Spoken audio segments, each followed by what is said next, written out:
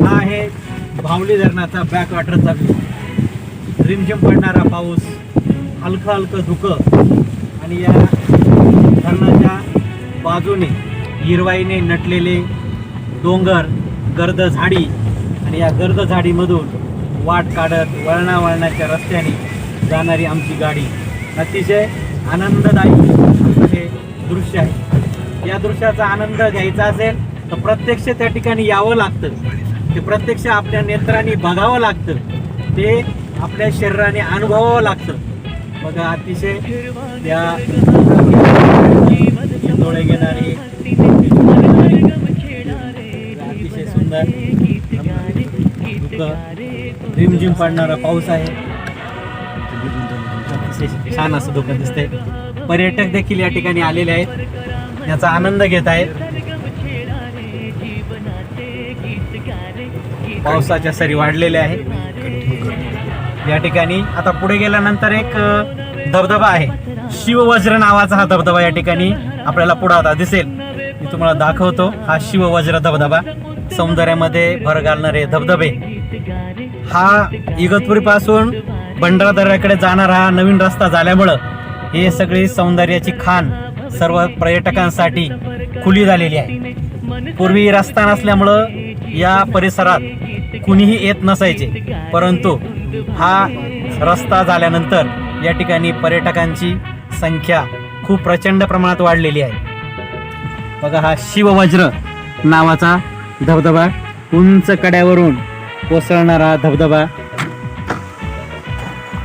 याचा थोडासा क्लोजअप घ्या. रिमझिम पडणारा पाऊस, कोसळणारा धबधबा.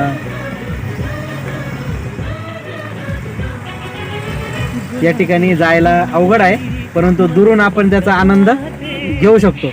काही धाडसी पर्यटक त्या ठिकाणी जाण्याचा प्रयत्न करतात, परंतु अशा अवघड ठिकाणी जाऊ नये हीच पर्यटकांना सूचना राहील.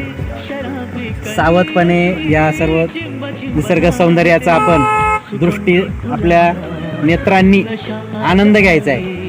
हा आहे शिववज्र आणि पुढे गेल्यानंतर सुपवज्र नावाचा एक दुसरा एक धबधबा आहे. तोही तुम्हाला मी दाखवतोच. काही अंतरावर पुढे गेले की सुपवज्र नावाचा हा धबधबा येईल. आणि हे ठिकाण किती मुंबई आग्रा महामार्गापासून 5 किलोमीटर अंतरावर आहे. मुंबई पासून 160 किलोमीटर अंतरावर आणि इगतपुरी पासून अवघ्या 5 किलोमीटर अंतरावर हे ठिकाण आहेत. भावली डॅम आणि या परिसरामध्ये अशा वातावरणामध्ये भावली डॅमच्या किनाऱ्याने गाडी चालवणं हा सुद्धा अतिशय सुखद आणि आनंददायी असा अनुभव आहे. मुंबईच्या कॉन्क्रीटच्या जंगलामध्ये राहून कंटाळलेल्या लोकांना सुखावा देणारा, सुख देणारा, आनंद देणारा हा इगतपुरीचा निसर्ग आहे. सुपवज्र धबधबा आहे. स्थानिक लोकांनी त्याला ठेवलेली ही नावं आहेत.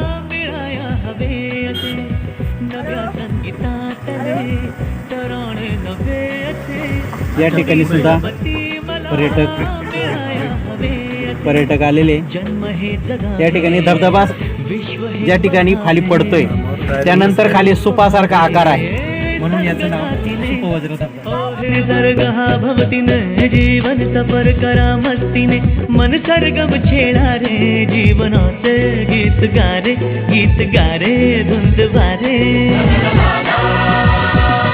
हो हो नवे पंख पसरा, उंच उंच लहरा, नवे पंख पसरा, उंच उंच लहरा, फिर फिर जा रे, गीत गारे, गीत गारे, धुंद वारे. हो हिरवा निसर्ग हा भवतीने, जीवन सफर करा मस्तीने, मन सरगम छेडा रे, जीवनाचे गीत गारे, गीत गारे, धुंद वारे.